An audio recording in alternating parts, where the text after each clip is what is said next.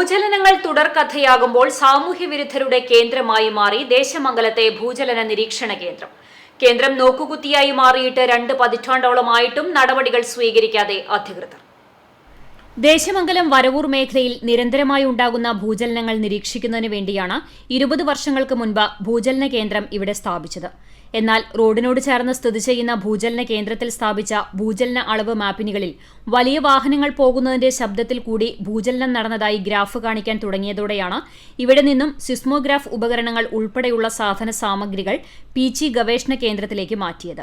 നിരന്തരമായ ഭൂചലനങ്ങൾ ഉണ്ടായപ്പോൾ അതിന്റെ പ്രഭവ കേന്ദ്രം തലശ്ശേരിയിലാണെന്ന് പറഞ്ഞാണ് 1998-ൽ തലശ്ശേരിയിൽ ഭൂചലന നിരീക്ഷണ കേന്ദ്രം സ്ഥാപിച്ചത്. തൃശൂർ നിർമ്മിതി കേന്ദ്ര 5 ലക്ഷം രൂപ ചിലവിട്ടാണ് കെട്ടിടം പണിതത്. തുടർന്ന് സിസ്മോഗ്രാഫ് സ്ഥാപിക്കുകയും താൽക്കാലിക ജീവനക്കാരെ നിയമിക്കുകയും ചെയ്തു. ഭൌമശാസ്ത്രജ്ഞരായ CP രാജേന്ദ്രനും കുശല രാജേന്ദ്രനും സ്ഥലം സന്ദർശിച്ചാണ് ഉപകരണങ്ങൾ പീച്ചിയിലേക്ക് മാറ്റുന്നതിനാവശ്യമായ നടപടികൾ സ്വീകരിച്ചത്. പിന്നീടാണ് കെട്ടിടം സാമൂഹ്യവിരുദ്ധരുടെ താവളമായി മാറിയത്. നാശത്തിന്റെ വക്കിലേക്ക് പോയിക്കൊണ്ടിരിക്കുന്ന കെട്ടിടം പോലീസ് ഔട്ട് പോസ്റ്റോ വില്ലേജ് ഓഫീസോ മാറ്റുന്നതിന് ദേശമംഗലത്തെ പലരും പലതവണ ആവശ്യപ്പെട്ടിട്ടും അധികൃതർ ചെവികൊണ്ടില്ല.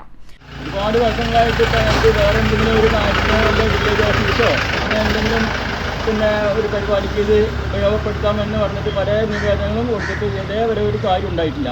ഇതിലിപ്പോൾ ഈ ഹരിതകർമ്മസേനയുടെ വേസ്റ്റ് തോന്നുന്നുണ്ട്. ഇപ്പോൾ ഞാൻ വന്ന് നോക്കുമ്പോൾ കൊടുത്തിട്ടിട്ട് ഇതിലാകെ ഇപ്പം അടുത്ത വീട്ടുകാരൻ അടുത്ത വീട്ടുകാരനല്ല, എൻ്റെ തൊട്ടപ്പുറത്ത് തന്നെയാണ്. അടുത്ത വീട്ടുകാരൻ പറയുന്നത് നായകളെ കൊണ്ടും പന്നികളെ കൊണ്ടും ഭയങ്കര ശല്യമാണ്. അത് നമ്മളൊക്കെ നോക്കിയാൽ അറിയാം. അതുമാത്രമല്ല രാത്രിയാണെങ്കിൽ സാമൂഹ്യ വിരുദ്ധരുടെ വിളയാട്ടാണ് ഇവിടെ നടക്കുന്നത്.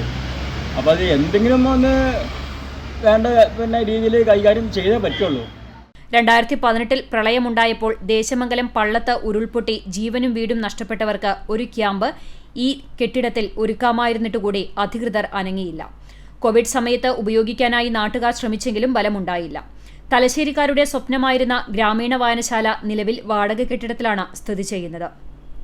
വായനശാല നിലനിർത്താൻ കെട്ടിടം വിട്ടുതരുവാൻ സർക്കാരിനും ഉദ്യോഗസ്ഥർക്കും അപേക്ഷകൾ നൽകിയിരിക്കുകയാണ് നാട്ടുകാർ. ഇനിയും ഈ അവസ്ഥ തുടർന്നാൽ കെട്ടിടം പൂർണ്ണനാശത്തിലേക്കെത്തും. 2000-ൽ ഈ കെട്ടിടം ഇവിടുന്ന് പീച്ചിയിലേക്ക് മാറ്റുകയാണ് ഉണ്ടായത്. അവരന്ന് അതിന് മാറ്റുന്നതിന് പറഞ്ഞൊരു കാരണമെന്ന് പറയുന്നത് തൊട്ടടുത്ത് തന്നെ റോഡുകൾ ഉള്ളതിൻ്റെ പേരിൽ വലിയ വാഹനങ്ങൾ പോകുമ്പോൾ അവർക്ക് വേണ്ട രീതിയിൽ ഇത് ഡിറ്റക്റ്റ് ചെയ്യാൻ കഴിയുന്നില്ലെന്നാണ്. പക്ഷേ ഇപ്പോൾ കഴിഞ്ഞ ദിവസങ്ങളിലായി പഴയ പോലെ ജനങ്ങളൊരു പരിഭ്രാന്തിയിലാണ്. തുടർച്ചയായ ഭൂചലനങ്ങൾ അനുഭവപ്പെട്ടുകൊണ്ടിരിക്കുകയാണ്. ഒന്നല്ലെങ്കിൽ ഈ ഒരു കെട്ടിടം ഇവിടെ ഒരു ക്ലബ്ബ് നിലനിന്നിരുന്നു. ആ ക്ലബിൻ്റെ ഉടമസ്ഥയിലുള്ള സ്ഥലം വിട്ടു നൽകിയിട്ടാണ് ഇത്തരത്തിലുള്ള ഒരു സ്ഥാപനം ഇവിടെ നിർമ്മിച്ചത്. അത് സാമൂഹ്യ വിരുദ്ധരുടെ ഒരു വിളയാട്ടമായി മാറിയിരിക്കുകയാണ്. CCTV ന്യൂസ് തളി.